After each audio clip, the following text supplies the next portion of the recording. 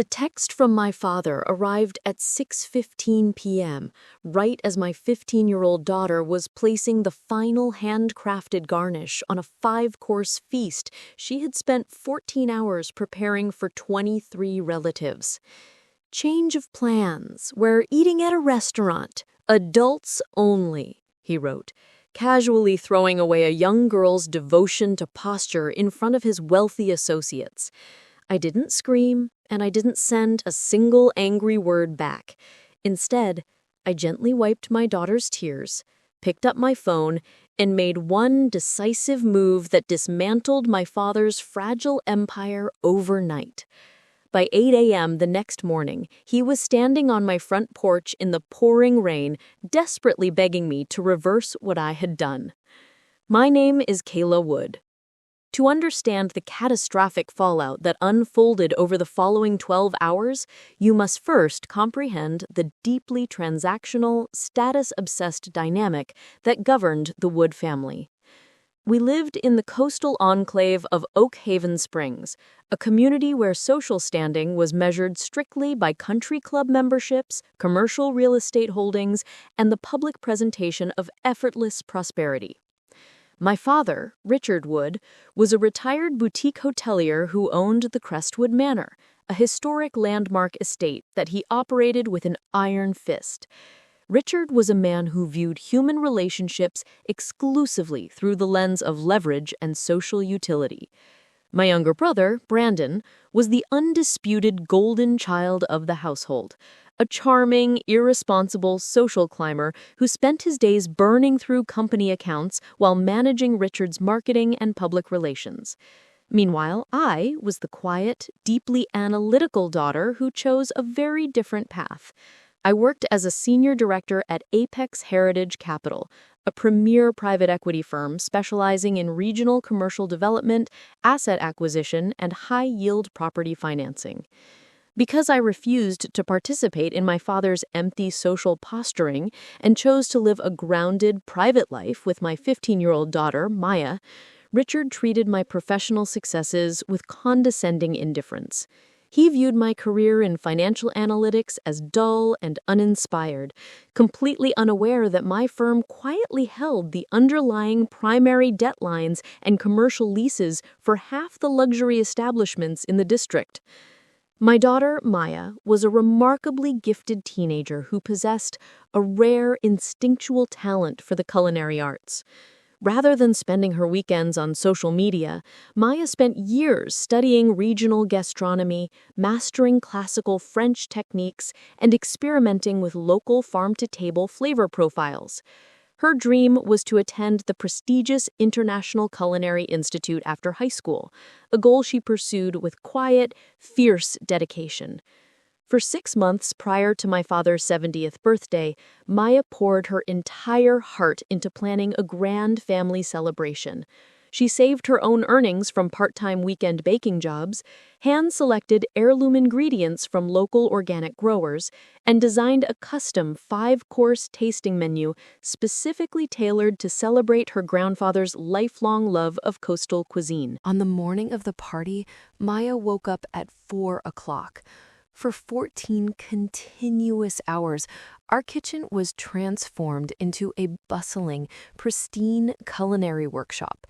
She meticulously hand-folded delicate truffle ravioli, slow-braised wine-infused short ribs, baked loaves of fragrant rosemary sourdough from scratch, and crafted a multi-tiered hazelnut mousse cake decorated with edible gold leaf. She did all of this not for praise or financial reward, but out of a deep, pure desire to honor her grandfather and bring our extended family together around a shared table. 23 relatives, including aunts, uncles, and cousins who had traveled from across 3 states, were scheduled to arrive at our home at 6:30 in the evening. By 6 o'clock, the dining room was breathtaking. Maya had spent an hour arranging hand-polished silver, crystal glassware, and fresh linen napkins, her face glowing with nervous excitement as she placed the warm appetizer platters onto the heating trays. But 6:30 came and went, and the front driveway remained completely empty. No cars pulled up, no doors slammed, and no voices echoed down the hallway. At exactly 6:15, my phone chimed with a crisp notification on the kitchen counter. I picked up the device and read the short, icy text message from my father. "Change of plans. We're eating at a restaurant. Adults only," he wrote. Before I could even process the message, a second group text went out to all 23 relatives, instructing them to bypass my house entirely and meet Richard at the Obsidian Lounge, the most extravagant, exclusive steakhouse in the city center. The motivation behind my father's sudden, cruel maneuver was as shallow as it was calculated. Earlier that afternoon, Richard had unexpectedly crossed paths with a delegation of high-net-worth foreign investors, led by Julian Vance, a billionaire venture capitalist, and Marcus Thorne, a world-renowned celebrity chef and hospitality titan. The Vance-Thorne Group was visiting Oak Haven Springs to select a regional partner for a flagship $20 million waterfront resort development. Desperate to secure the contract and project an image of extreme, sophisticated wealth, Richard had impulsively invited the investors to dinner at the Obsidian Lounge. To Richard's vanity-soaked mind, bringing 23 family members to a home-cooked dinner in a suburban residence looked modest and unimpressive. Worse still, he believed that having his 15-year-old granddaughter serve food would shatter his illusion of being an elite, aristocratic tycoon. He decided that excluding children and hiding Maya's hard work was a small price to pay to impress the billionaires sitting across from him.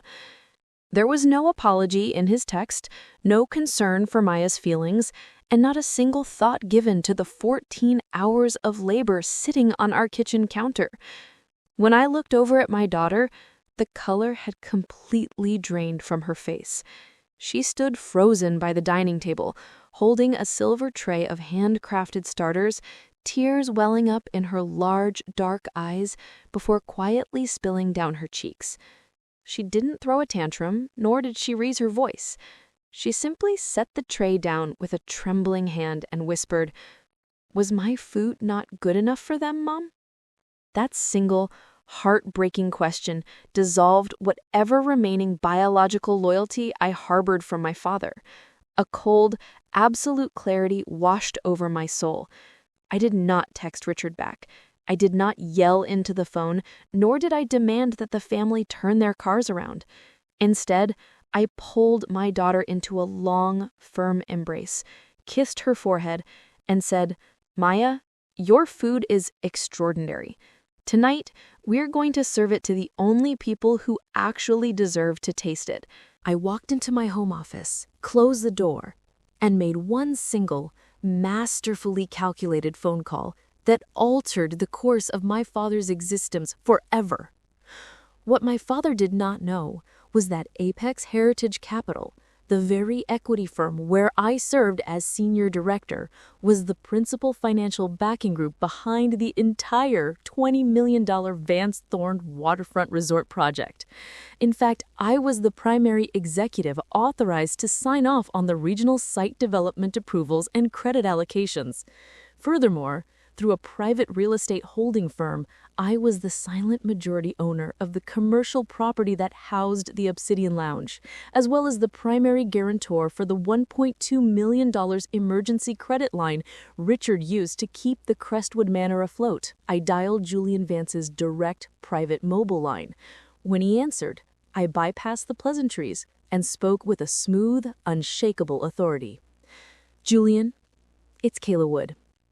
I understand you are currently sitting at the Obsidian Lounge with my father, Richard Wood. I am calling to inform you that the private culinary presentation scheduled for your investment team is taking place right now at my private estate.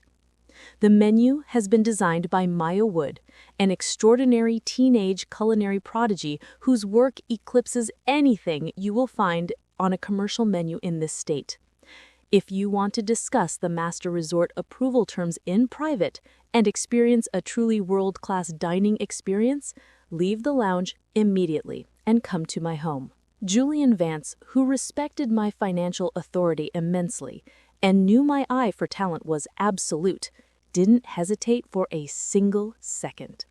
Within 3 minutes, Julian stood up from the table at the Obsidian Lounge, tapped Chef Marcus Thorne on the shoulder, and informed Richard that they had an urgent executive engagement to attend. Before Richard could process what was happening, the entire delegation of billionaire investors walked out of the restaurant, leaving my father sitting alone at a massive empty reservation table surrounded by 23 confused relatives. Simultaneously, I placed a swift call to the general manager of the Obsidian Lounge. I informed him that Richard Wood's party was operating strictly as a private group and was not authorized to bill their expenses to the Apex Heritage corporate account. Furthermore, I instructed our risk compliance department to trigger an immediate audit and administrative freeze on Richard's $1.2 million commercial credit line due to unhedged operational liabilities at his lodge. At 7 o'clock, 2 sleek black executive sedans pulled into my driveway. Julian Vance, Chef Marcus Thorne, and 4 senior members of the International Investment Board stepped out onto my walkway.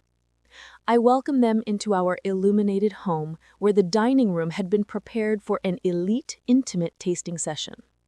Maya, wiping away her tears and gathering her quiet courage, stepped into the kitchen like a seasoned head chef. What followed was nothing short of a culinary triumph. Course by course, Maya presented her dishes with unbelievable grace, explaining the regional sourcing of the ingredients, the delicate balance of her sauces, and the precise techniques she used to craft each element. Chef Marcus Thorne, a man known globally for his brutally demanding palate, took his first bite of Maya's truffle ravioli and fell completely silent. He set his fork down, looked up at my daughter, and declared that her pasta work was superior to 3-star establishments in Paris. Julian Vance was so captivated by the atmosphere, the food, and the sheer authenticity of the evening that he signed our preliminary resort infrastructure agreement right on my dining table. While our home echoed with laughter, praise, and brilliant conversation, the scene at the Obsidian Lounge had descended into absolute chaos. After the investors abruptly departed, Richard tried to save face by ordering the most expensive cuts of steak and fine wines for all 23 relatives, boasting that he would cover the entire tab on his business account.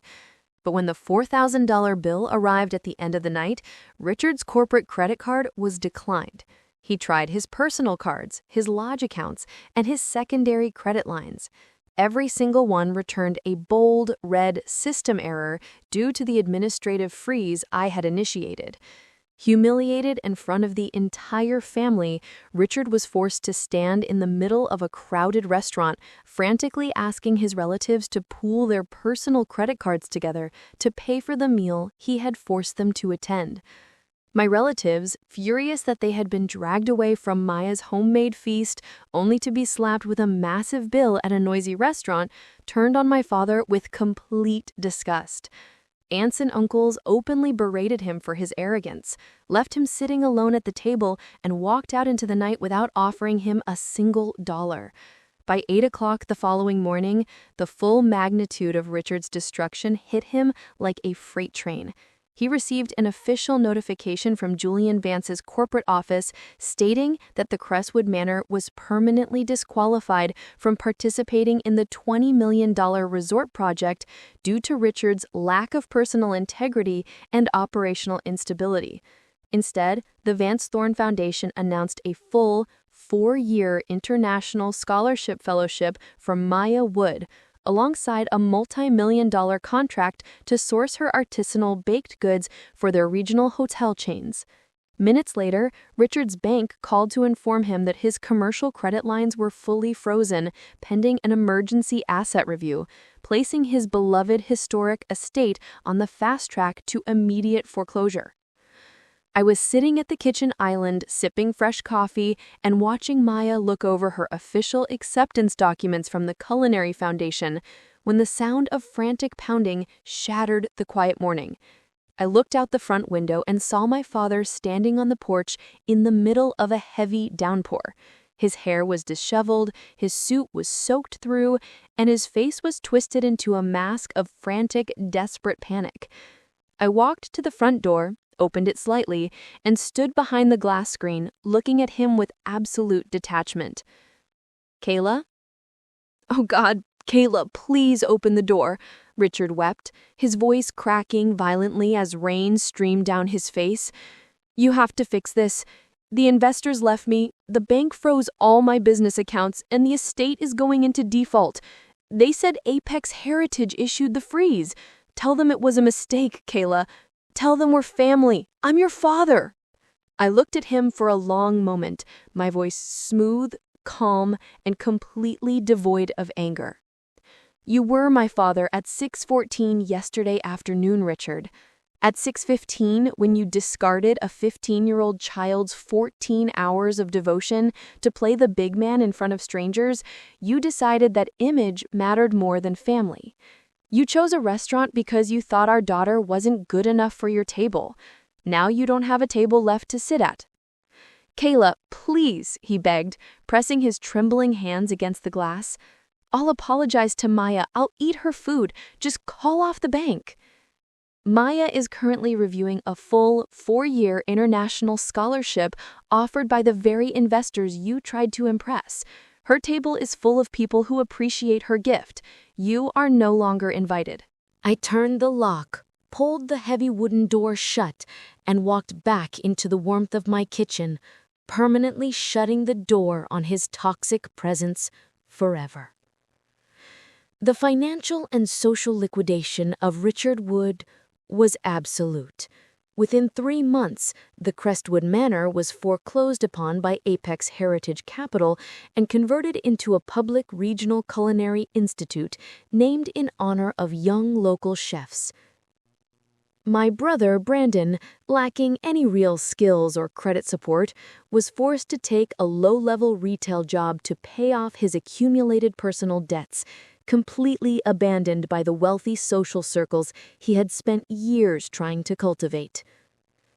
Stripped of his estate, his status, and his family ties, my father was forced to move into a modest, single-bedroom rental apartment on the outskirts of the county, his frantic calls and pleading messages permanently blocked by our legal representatives.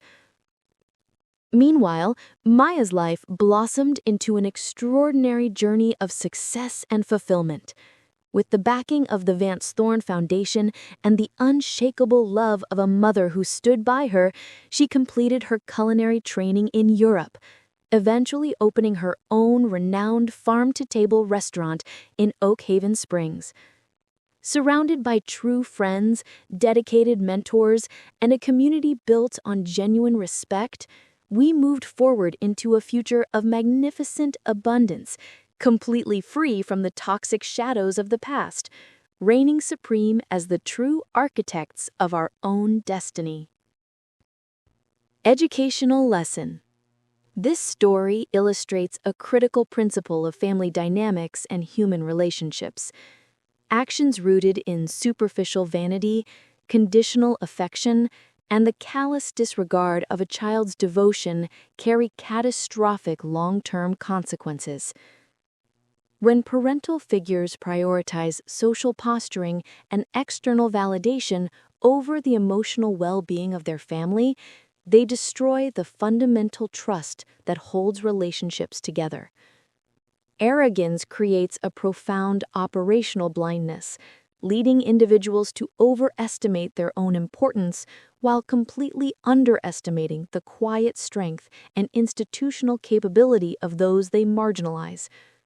True value is never found in expensive labels or artificial status. It is built on genuine integrity, dedication, and mutual respect. In the grand arena of life, those who exploit or dismiss others for momentary social gain will eventually find themselves isolated, bankrupt, and stripped of the very clout they sacrificed their character to achieve. Personal advice. When a family member treats your efforts or your child's devotion as an inconvenient embarrassment, you must recognize that their validation is completely worthless and act decisively to protect your peace. Do not waste your valuable energy pleading for their affection, weeping over their cruelty, or allowing their conditional acceptance to define your self-worth. True strength lies in recognizing your own value, establishing ironclad boundaries, and channeling your talents into building a sovereign life far beyond their reach. When faced with disrespect, refrain from emotional outbursts or petty arguments. Instead, let your quiet competence, strategic decisions, and ultimate success speak for you. Align yourself with people who honor your heart, celebrate your achievements, and stand by you unconditionally. When the consequences of their own vanity inevitably bring your dismissers to ruin, leave them to face the reality they created. Step boldly into the light of your accomplishments and never look back.